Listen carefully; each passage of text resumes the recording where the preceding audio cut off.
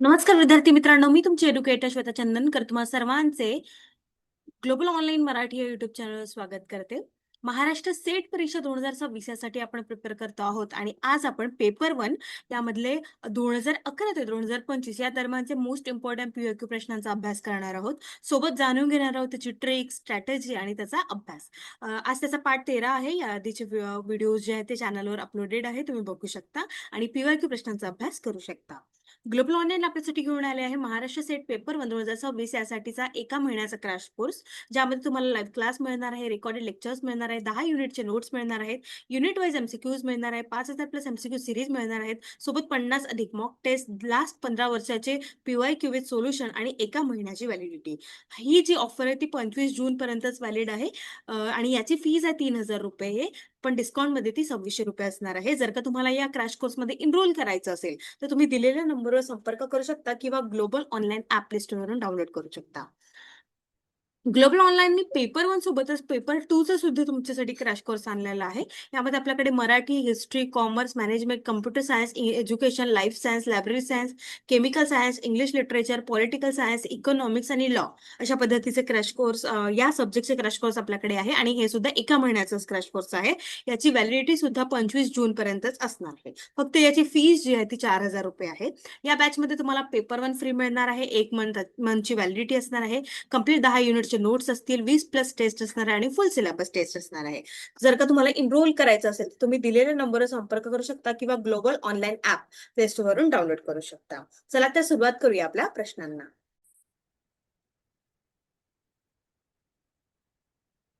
आपला पहिला प्रश्न आहे, पुढीलपैकी कोणते विधान बरोबर आहे? अध्यापन ही आश्रय प्रक्रिया आहे, अध्यापन ही स्वाश्रय प्रक्रिया आहे, अध्यापनाचे फलित अध्ययन असले, अध्ययन अध्यापनावर अवलंबून असते. Which of the following statement is correct? Teaching is a dependent process, teaching is a independent process, although the outcome of teaching is learning, learning depends on teaching. हा युनिट 1 टीचिंग ऍप्टिट्यूड मधला प्रश्न आहे. ठीक आहे, चला सांगा बघू. माझ्यासोबत तुम्ही सुद्धा उत्तर देत चला. तर एकंदरीत अध्यापन जे आहे, टीचिंग जे आहे, ही एक डिपेंडेंट प्रोसेस आहे, है ना. टीचरवर ते डिपेंड असते. शिकवण्या म्हणजे टीचरवर ते डिपेंड असते. टीचर सेंटर्ड आहे ती. अध्यापन ही आश्रय प्रक्रिया, अवलंबून प्रक्रिया जे म्हणतो आपण. यामध्ये आपण विद्यार्थ्यांच्या गरजा, वातावरण साध्य करण्याचे विशिष्ट उद्दिष्ट आहे. नंतर हे इंडिपेंडंट आहे, ते शिकवणाऱ्याशिवाय किंवा संदर्भाशिवाय प्रभावीपणे अस्तित्वात राहू शकत नाही. इंडिपेंडंट तर नाही. ठीक आहे, त्यानंतर हे सुद्धा चुकीचं आहे आणि हे सुद्धा चुकीचं आहे. ठीक आहे, त्यामुळे टीचिंग ही डिपेंडंट प्रोसेस आहे, म्हणजे आश्रयी प्रक्रिया आहे. आपलं उत्तर बरोबर आहे. त्यामुळे आपलं उत्तर असणार आहे ऑप्शन ए. ठीक. समोरचा प्रश्न आहे, अध्ययनाच्या प्रक्रियेमध्ये डॅश फार महत्वाचे असते. Dash is very important in the process of learning. शालेय वातावरण, पायाभूत सुविधा, पूर्वज्ञान, शिक्षकाचे व्यक्तिमत्व, school environment, infrastructure, prior knowledge, teachers personality. चला सांगा बघू.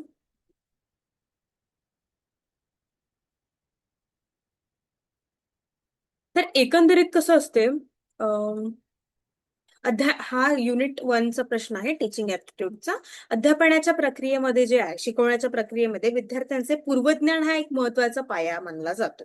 ठीक आहे, त्यामुळे शिकणाऱ्याला त्यांना आधीपासून माहित असलेल्या गोष्टी, सादर केली जाणारी नवीन माहिती यांचा संबंध जोडता येतो, ज्यामुळे शिकण्याची प्रक्रिया अधिक प्रभावी आणि अर्थपूर्ण बनते. ठीक आहे, त्यामुळे आपलं उत्तर काय असणार आहे? ऑप्शन सी असणार आहे, प्रायर नॉलेज. ठीक आहे.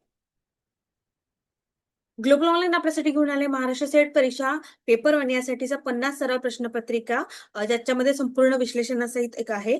2011 ते 2025 या दरम्यानची प्रश्नपत्रिका आहे इथे आणि 5,000 प्लस प्रश्नांचा संच आहे. जर का तुम्ही जे मी तुम्हाला सांगितलं होतं 40% आपल्याला पीवायक्यू प्रश्न आणि मॉक टेस्ट द्यायचे आहे, प्रश्न अधिकाधिक प्रश्न सॉल्व्ह करायचे आहे, तर हे संच तुमच्यासाठी असणार आहे. इथे संपूर्ण अभ्यासक्रमावर आहे, सोबत मॉक टेस्ट आहे, पीवायक्यू प्रश्न आहे. त्यामुळे हे पुस्तक तुम्ही नक्की ऑर्डर करा.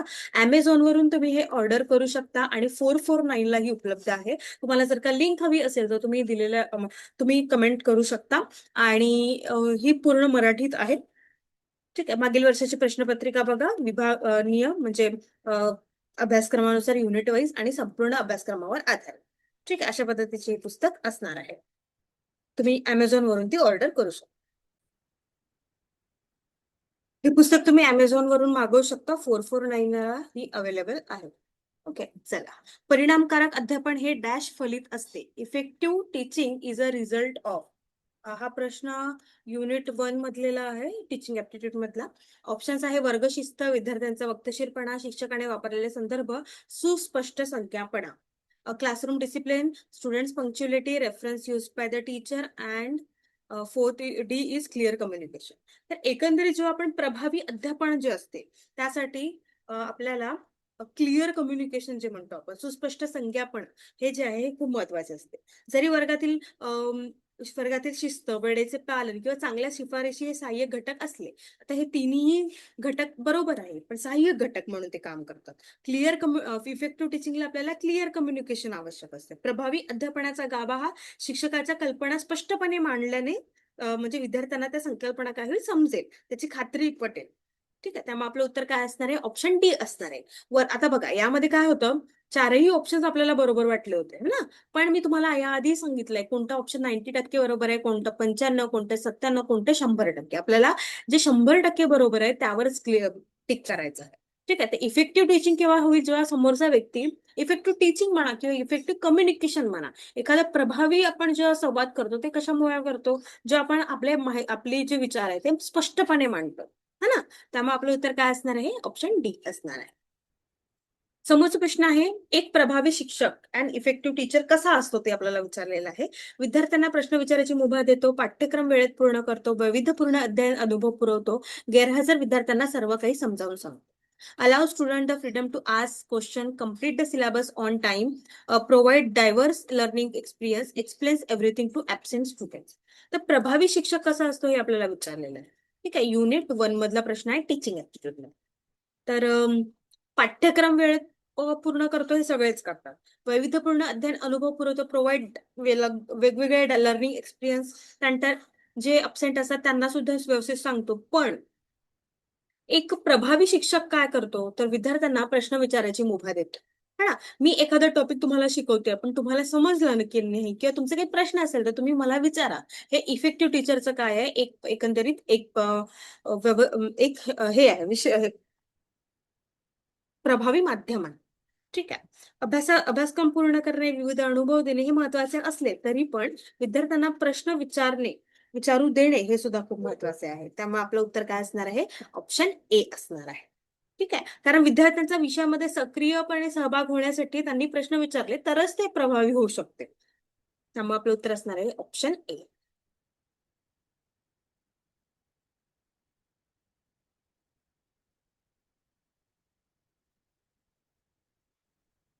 समोरचा प्रश्न आहे, हे चांगल्या शैक्षणिक साधनांचे वैशिष्ट्य नाही.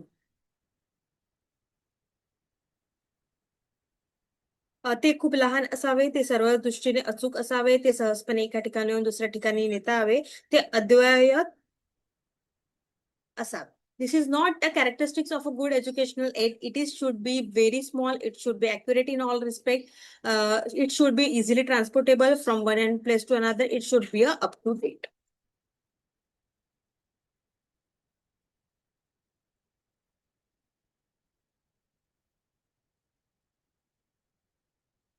आता बघा, हा जो प्रश्न होता, एक प्रभावी शिक्षक तर विद्यार्थ्यांना प्रश्न विचारण्याची मुभा देतो हे सुद्धा बरोबर आहे. पाठ्यक्रम वेळेत पूर्ण करतो हे सुद्धा बरोबर आहे आणि गैरहजर विद्यार्थ्यांना सर्व काही समजवतो हे सुद्धा बरोबर आहे. सोबतच वैविध्यपूर्ण अध्ययन अनुभव पुरवतो हे सुद्धा बरोबर आहे. ठीक आहे, पण यातून आपल्याला 100%चं कोणतं बरोबर आहे ते पण हे बघा, विद्यार्थ्यांना प्रश्न विचारण्याचे स्वातंत्र्य देणे हे चांगल्या शिक्षणाचे लक्षण आहेच, पण इथे प्रभावी विचारलेलं आहे. त्यामुळे आपलं उत्तर काय असणार आहे? ऑप्शन सी असणार आहे.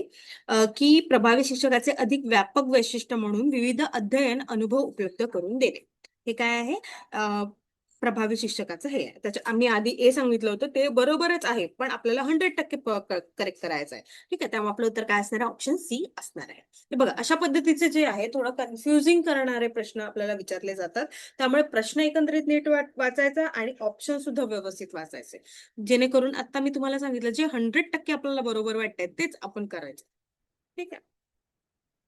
एक चांगल्या शैक्षणिक साधनांचे वैशिष्ट्य नाहीये. This is not a characteristic of a good educational aid. It should be very small, it should be accurate, it should be easily transportable, it should be up to date. बघा, वैशिष्ट्य नाही, अप टू डेट तर असणे आवश्यक आहे है ना. एका ठिकाणावर दुसऱ्या ठिकाणी नेता यावे हे सुद्धा बरोबर आहे. सर्व दृष्टीने अचूक असावे हे सुद्धा बरोबर आहे. पण it should be very small हे चुकीचं आहे. हे वैशिष्ट्य नाहीये चांगल्या शैक्षणिक साधनांचे है ना. त्यामुळे आपलं उत्तर काय असणार आहे? ऑप्शन ए असणार आहे. जसं की चार्ट झालं, मॉडेल झालं, नकाशे झालं, हे जर का छोटे छोटे राहील तर मग काही शिकवण्यात हे येणार नाही किंवा समजणार नाही पोरांना. त्यामुळे साधनं जे आहे ते थोडेसे मोठेच असले पाहिजे. ठीक आहे, आपलं उत्तर असणार आहे ऑप्शन ए. चला, समोरचा प्रश्न आहे, जर तुमच्या विद्यार्थ्यांना तुमच्या विषयाच्या अध्ययनाशी संबंधित अडचणी असतील तर उत्तम उपाय डॅश हा होय.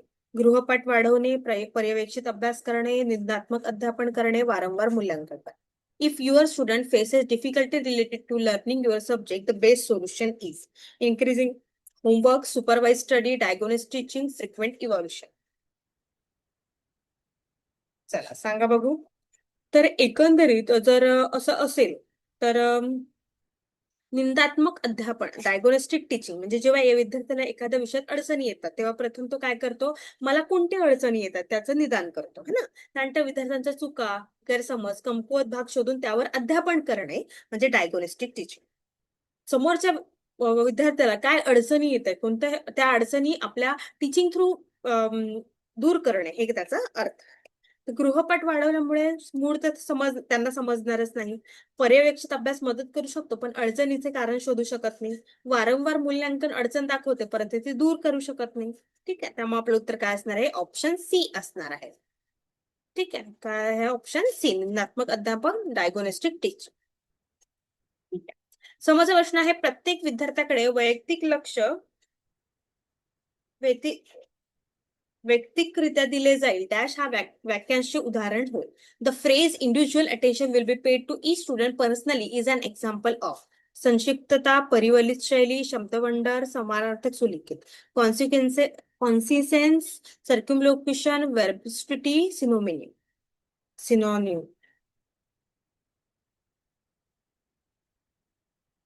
वर्बोसिटी. ठीक आहे, तर इंडिव्हिज्युअल अटेन्शन जे आहे याचाच अर्थ का विद्यार्थ्याकडे वैयक्तिक असं लक्ष देणे, पर्सनली हा शब्द वापरणे अनावश्यक आहे. ठीक आहे, त्यामुळे वर्बोसिटी जे आहे शब्द वाणबर, शब्द वाणबर. ठीक आहे, म्हणजे एकाच अर्थ व्यक्त करण्यासाठी जास्त शब्द वापरले गेले याला आपण काय म्हणतो? वर्बोसिटी. त्यामुळे आपलं उत्तर काय असणार आहे? ऑप्शन सी असणार आहे. ठीक आहे, नंतर समोरचा प्रश्न आहे, डॅश संभाव्य वाचकांना आकृष्ट करेल व त्याचबरोबर संशोधन अहवालाची संगणकीय आधार सामग्री सुलभतेने तयार करायला उपयोगी होईल.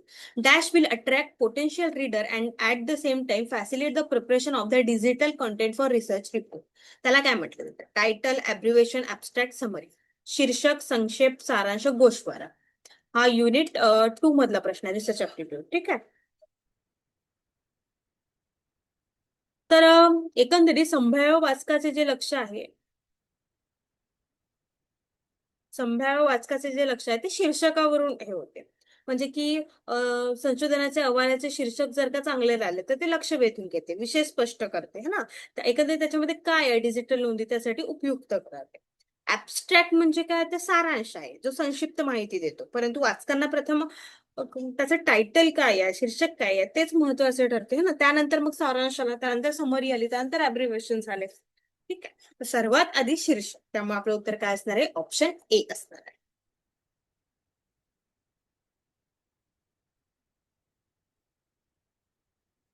समोरचा प्रश्न आहे, जो प्रस्ताव तात्पुरत्या स्वरूपात पुढील संशोधनासाठी आरंभ बिंदू म्हणून वापरता येतो त्यास डॅश असे म्हणतात.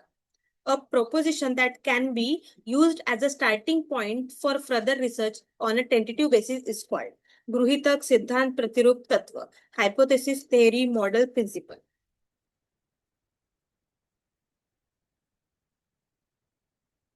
जो प्रस्ताव तात्पुरत्या स्वरूपात पुढील संशोधनासाठी आरंभ बिंदू म्हणून वापरता येईल त्याला आपण काय म्हणतो? गृहीतक. हायपोथेसिस तात्पुरते स्वरूप आणि आरंभ बिंदू, त्याला आपण काय म्हणतो, गृहीतक म्हणतो. हे कोणत्याही संशोधनाच्या सुरुवातीला मानलेले एक तात्पुरते विधान असते. अंदाज असतो ना एखाद्या गोष्टीचा, की बा अशा पद्धतीने ते आहे. जसं की ग्लोबल वॉर्मिंग बद्दल मला संशोधन करायचं आहे, तर मी चंद्रपूर जिल्ह्यातील ग्लोबल वॉर्मिंगवर करेल असं एखादी गृहीतक मी तयार करेन, म्हणजे मी अंदाज बांधेल है ना. ठीक आहे. सिद्धांत म्हणजे काय, एकंदरीत थेरी होते. हा एक प्रयोगानंतर किंवा पुराव्यावरून सिद्ध करू शकतो. त्यानंतर प्रतिरूप म्हणजे हे मॉडेल, है ना. त्यानंतर तत्व, प्रिन्सिपल. तत्व म्हणजे काय, तर एकंदरीत सत्य, प्रस्थापित नियम जो आधीच सिद्ध झालेला आहे. त्यामुळे हे तिन्ही ऑप्शन बाद करतात. हायपोथेसिस जे आहे ते बरोबर आहे. आपलं ऑप्शन आहे एक. त्यानंतर आकडे बिनचूक दर्शवण्यासाठी वापर होतो. Dash is use to present numerical data accurately. वृत्ताकार चित्र, कोष्टक, दांडिका आकृती, बिंदू आलेख. A pie chart, table, bar graph, scatter plot. आपल्याला माहिती आहे प्रेझेंटेशन न्यूमेरिकल आपण टेबलनी करतो ना, है ना. ऑप्शन बी. जेव्हा सांख्यिक माहिती किंवा आकडेवारी असते तेव्हा तंतोतंत स्पष्ट आपण टेबलने वापरतो. वृत्ताकार चित्र, पाय चार्ट झालं किंवा बारग्राम, स्कॅटर प्लॉट, ते जे आहे ते व्हिज्युअल रिप्रेझेंटेशन म्हणजे चित्रात्मक असतं ते, है ना. जसं असं असतं, है ना. हे असं बार ग्राफ असतं, ते चित्रात्मक असतं. आपलं उत्तर काय असणार आहे, बी असणार आहे, टेबल. सांख्यिक गोष्ट आली की टेबल आली. नंतर समोरचा प्रश्न आहे, एखाद्या विस्तृत शास्त्रीय विषयाचे बाबतीत खालीलपैकी माहितीचा अत्याधुनिक व विश्वसनीय स्रोत कोणता असला आहे. संशोधन पत्र, संदर्भ ग्रंथ सूची, समालोचक लेख, नूतन प्रकाशित. Which of the following would be the most up-to-date and reliable source of information regarding a broad scientific subject? A research paper, bibliography, review article, newly published material.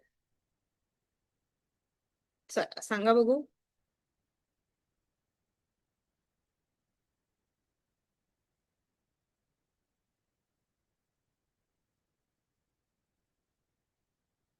यामध्ये रिव्ह्यू आर्टिकल जे म्हणतो आपण, समालोचक लेख, ते आपलं उत्तर बरोबर आहे. कारण एकंदरीत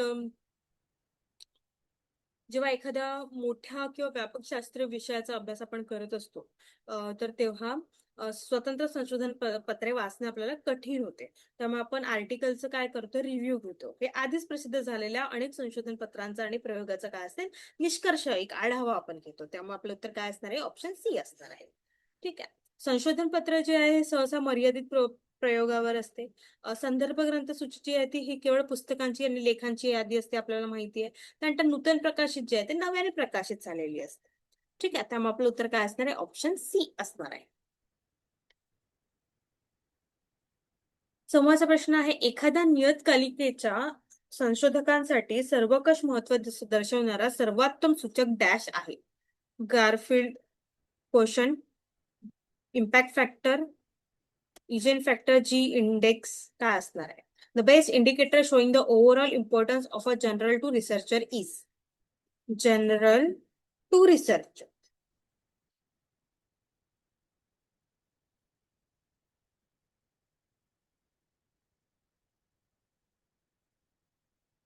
गारफिल्ड क्वेश्चन जे आहे त्यांनी यांनी इम्पॅक्ट फॅक्टरची संकल्पना मांडली, परंतु गारफिल्ड भागबल नावाचं कोणते अधिकृत असं सूचक नाही.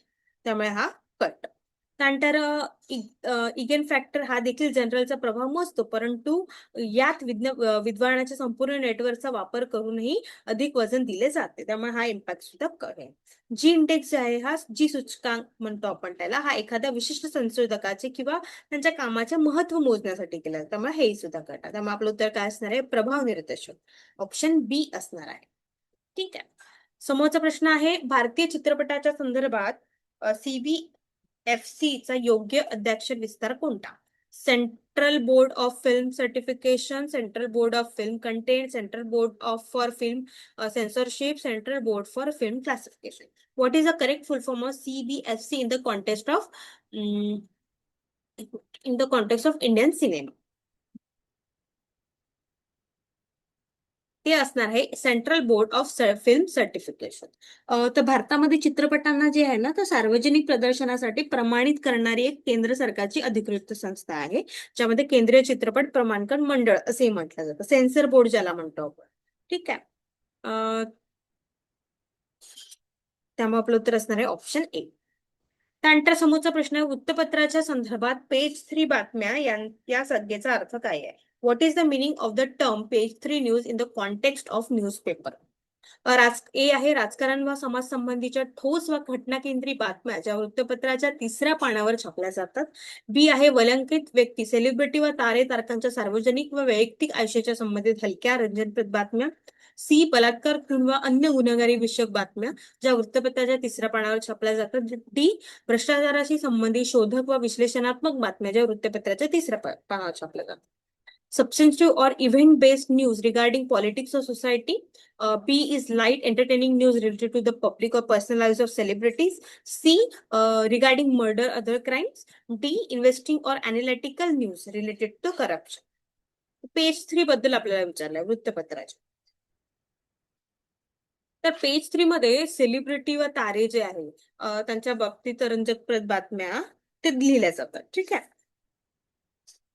तर हे पानांच्या क्रमांकावरून आलेले नाहीये पेज 3, तर ती एक विशिष्ट प्रकारच्या वृत्त संस्कृतीचे प्रतिनिधित्व करते. यामध्ये प्रामुख्याने चित्रपट क्षेत्रातील तारे तारका, प्रसिद्ध खेळाडू, उद्योगपती, हाय सोसायटी पार्टी आणि सेलिब्रिटी, खासगी व सार्वजनिक आयुष्यातील मनोरंजन हलक्या फुलक्या घडामोडी येतात. ठीक आहे. पेज 3 म्हणजे न्यूजपेपरचा पेज नंबर 3 नाही. ठीक आहे. पेज 3चा असा अर्थ काय होतो, तर हे चित्रपट वगैरे त्याच्या संबंधित जे आपण गोष्टी असेल त्या. त्यामुळे आपलं उत्तर असणार आहे ऑप्शन बी. त्यानंतर समोरचा प्रश्न आहे, संगणकाद्वारे लिखित टंकित मजकुराच्या संदर्भात पुढील निशब्द चिन्ह संचातील वेगळा घटक ओळखा. Identify the odd one out from the following set of non verbal markers regarding computer type based. Bold, emoticon, italic, underline. संगणकाद्वारे लिखित टंकित मजकुराच्या संदर्भात पुढील निशब्द चिन्ह संचातील वेगळा घटक ओळखा. बोल्ड पण आहे, इटॅलिक पण आहे, अंडरलाईन पण आहे. हा इमोटिकॉन जे आहे ते नाही है ना. त्यामुळे आपलं उत्तर काय असणार आहे? ऑप्शन बी असणार आहे. तर हे इमोटिकॉन काय, हे कोणत्या अक्षराची किंवा मजकुराचे फॉर्मॅटिंग नसून ते मानवी भावना आहे, जे नाही का आपण असं पाठवतो ते आहे इमोशन्स. समोरचा प्रश्न आहे, जाहिरातदाराच्या दृष्टिकोनातून जाहिरात एक यशस्वी संज्ञापन होण्याचा सर्वोच्च निकष कोणता आहे? मोठ्या सर्वसाधारण जनसमूहाला जाहिरात लक्षात राहिली, लक्ष गटाने ती जाहिरात स्वीकारली व आत्मसात केली, मोठ्या सर्वसाधारण जनसमूहाला ती जाहिरात सौंदर्यशास्त्रीय दृष्ट्या आवडली, लक्ष गटाने त्या जाहिरातीवर चर्चा केली. From an advertiser's perspective, what is the ultimate criterion for an advertisement to be considered successful communication? The general public remembered the advertisement. The target group accepted and internalized the advertisement. The general public appreciated advertisement aesthetically. The target group discussed the advertisement. सांगा काय असणार आहे? यामध्ये जास्तीत जास्त आता वृत्तपत्र जाहिरात अशा पद्धतीचं विचारलंय, तर हे एकंदरीत ICT युनिट 8 याच्यावर संदर्भात येतं है ना. पुन्हा एकंदरीत टीचिंग ऍप्टिट्यूड मध्ये पण अशा पद्धतीचे प्रश्न विचारले जातात. तर लक्ष गटाने ती जाहिरात स्वीकारली आणि आत्मसात केली. The target group accepted and internalise the advertise हे त्याचं उत्तर असणार आहे. म्हणजे जाहिरातदारांच्या दृष्टिकोनातून जाहिरात एक यशस्वी जेव्हा कधी होते, जेव्हा ती समोरच्या गटाने स्वीकारलेली असते आणि आत्मसात केलेली असते. जसं निर्मा आहे, तर समोरचा गट आणि म्हणजे जे समाज आहे आपला त्यांनी निर्मा वापरलेला आहे आणि ते निर्मा वापरत आहे, तर ती यांची काय झाली, यशस्वी जाहिरात झाली है ना. प्रत्येक जाहिरात ही विशिष्ट ग्राहक वर्गाला टार्गेट ठेवलेली असते आणि ते टार्गेट सक्सेसफुल झालं की ते यशस्वी होते. जाहिरात आता ऑप्शन आपलं काय आहे? बी आहे है ना. जाहिरात लक्षात राहणे आणि ती स्वीकारणे ते वेगळी गोष्ट आहे. आणि त्या सौंदर्यदृष्ट्या आवडली म्हणजे ते पण अप्रिशिएटेड असेल तरी पण ते जोपर्यंत ते घेत नाहीत ना तोपर्यंत जाहिरातीचा काही अर्थ नाही आणि नुसतं चर्चा पण काही उपयोगाची नाही. त्यामुळे ACD जे आहे ते ऑप्शन आपल्याला कट करायचे. समोरचा प्रश्न आहे, ज्ञान हे मुख्यत्वे विद्यार्थ्यांच्या अन्वयार्थ काढण्याच्या क्षमतेत दडले असते असे मानणारे शिक्षक पुढीलपैकी कशावर जास्त भर देतात? A teacher who believes that knowledge primarily lies in the student's ability to derive meaning would place greater emphasis on which of the following? प्रभावी व्याख्यान देण्यावर, माहिती संप्रेषित करण्यावर, सादरीकरणावर, चर्चा व अर्थात्मक वाटाघाटीवर. Delivering effective lectures, communicative information, making presentation, discussion and the negotiable of meaning. तर ज्ञान हे मुख्यत्वे विद्यार्थ्याच्या अन्वयार्थ काढण्याच्या क्षमतेत दडले असते असे मानणारे शिक्षक चर्चा व अर्थात्मक म्हणजे discussion and negotiation of meaning यावर जास्त भर देतात, है ना. प्रभावी व्याख्यान देण्यावर तर नाही, माहिती संप्रेषण करण्यावर पण नाही आणि सादरीकरणावर. म्हणजे एकंदरीत आहे ते घटक, पण जास्तीत जास्त आपला ऑप्शन डी असणार आहे. काय होते, चर्चा आणि वाटाघाटीने काय होते, विचारांची देवाणघेवाण होते, विद्यार्थी एकमेकांचे दृष्टिकोन समजू शकतात. त्यामुळे शिक्षक याच पद्धतीवर सर्वात जास्त भर देईल. ए ए बी आणि सी जे आहेत ते बरोबर आहे, टीचर सेंटरच्या त्या आवश्यक पद्धती आहेत, पण हे खूप महत्वाचं आहे, प्रभावी आहे आणि हे 100% बरोबर आहे. ठीक आहे. समोरचा प्रश्न आहे, डेनिस मॅक्सवेल संज्ञापनाची व्याख्या पुढील प्रमाणे करतात. संज्ञापन ही सहभागी घटकांमधील सामायिकता वाढवणारी प्रक्रिया आहे, पण मुळात ती प्रक्रिया घडून येण्यासाठी सामायिकतेचे घटक आवश्यक असतात. या व्याख्येच्या आधारे खालीलपैकी कोणते अनुमान तार्किकपणे वैधपणे निघू शकत नाही, जे चुकीचे आहे. संज्ञापन हे विविध पातळ्यावरील संस्कृतीवर आधारले असते. संज्ञापनामध्ये प्रेक्षक हा अधिक महत्वाचा असतो. संज्ञापनामुळे प्रेक्षक व ग्राहक अशा दोघांमध्ये बदल घडतो. संज्ञापन एक सामायिक चिन्हांकित आवरण निर्माण करते. चुकीचे आहे ते आपल्याला विचारले. संज्ञापन हे विविध पातळीवर संस्कृती आधारले, हे बरोबर आहे. प्रेक्षक व ग्राहक अशा दोघांमध्ये ते बदल घडतो आणि त्यानंतर सामायिक चिन्हांकित आवरण निर्माण करतात, हे बरोबर आहे. पण संज्ञापनामध्ये प्रेक्षक हा अधिक महत्वाचा असतो, हे चुकीचं आहे.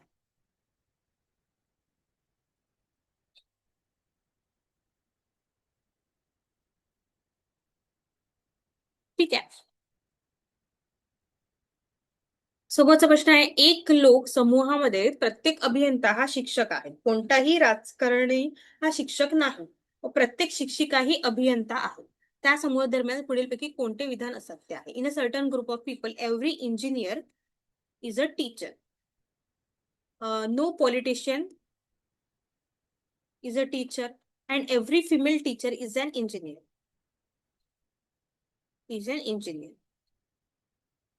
फॉलोइंग आता आपल्याला विचारलंय की काय बरोबर. एक राजकारणी स्त्री ही अभियंता आहे, कोणतीही स्त्री अभियंता असत्य आहे विचारलंय. ठीक आहे. कोणतीही स्त्री अभियंता राजकारणी नाही, कोणताही पुरुष अभियंता हा राजकारणी, प्रत्येक राजकारणी हा अभियंता आहे. A female politician is an engineer. चला सांगा उत्तर. A female politician is an engineer. No female engineer is a politician. No female teacher हे फिमेल आहे म्हणे ना. बघा काय म्हणताय, no politician is a teacher, every engineer teacher, every female teacher is an engineer. Teacher जे आहे every female, no female engineer is a politician. ठीक आहे.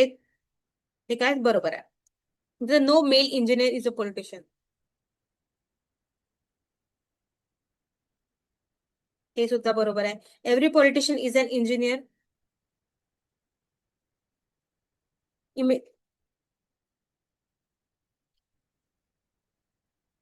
हे सुद्धा बरोबर आहे. पण असत्य काय आहे मग? एक राजकारणी स्त्री ही अभियंता आहे, हे चुकीचं आहे.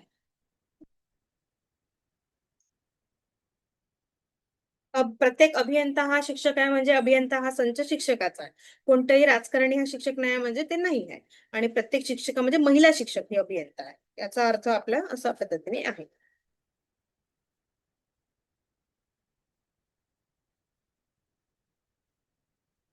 आपलं ऑप्शन असणार आहे ऑप्शन ए.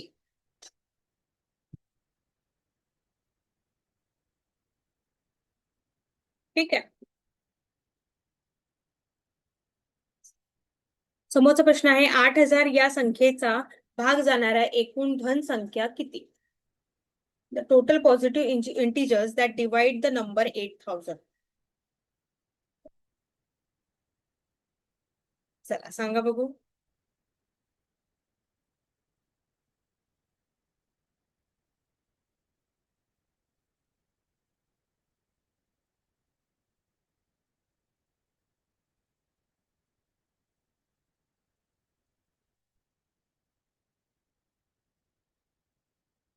आता बघा, 8,000, 8 गुणिला 1,000. ठीक आहे. 8 काय आहे? 2चा क्यूब आहे. 1,000 काय आहे? 10चा क्यूब आहे. म्हणजे काय होईल? 2 गुणिला 5चा क्यूब.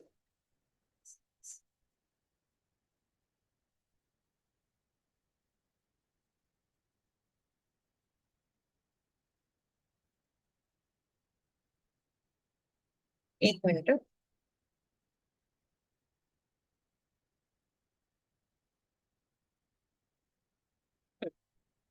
8,000 इज इक्वल टू 8 गुणिला 1000. नंतर 8,000 इज इक्वल टू 2चा क्यूब इंटू 10चा क्यूब. ठीक आहे. 8,000 गुणिला 2चा क्यूब इंटू 2 गुणिला 5चा क्यूब. ठीक आहे. म्हणजे 2 cube into 2 cube into 5 cube अशा पद्धतीने. नंतर 2चा 6 गुणिला 5चा 3. ठीक आहे. त्यानंतर आता आपल्याला फॉर्म्युला वापरायचा. सगळ्यांनी लिहून घ्या. टोटल अशा पद्धतीचा प्रश्न आला तर काय करायचं. P+1 आणि Q+1 म्हणजे 6 अधिक 1 इंटू 3 अधिक 1. 7 गुणिला 4 7 चोक 28. ऑप्शन काय असणार आहे. ऑप्शन सी असणार आहे. ठीक आहे. अशा पद्धतीचं ते उत्तर आलेलं.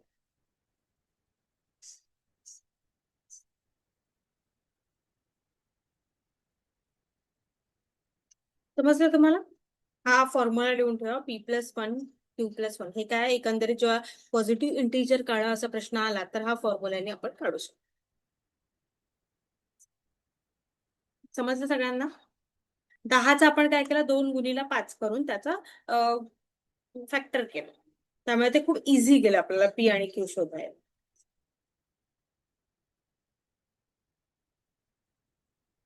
आय होप ते तुम्हाला समजलं असेल ना.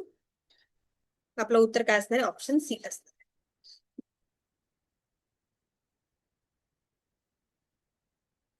याचं सुद्धा आपल्याला एक डायग्राम काढायची होती है ना. काय म्हणताय.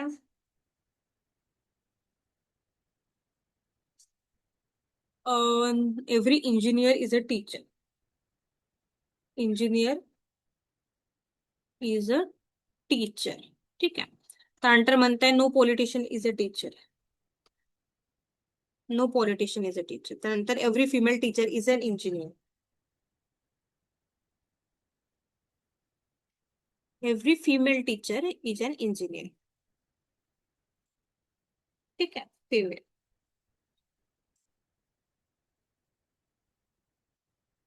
त्यामुळे राजकारणाचा आणि याचा काही संबंध नाही. त्यामुळे आपलं उत्तर सरळ येत आहे. ठीक आहे. एक राजकारणी स्त्रीही अभियंता आहे. हे चुकीचं.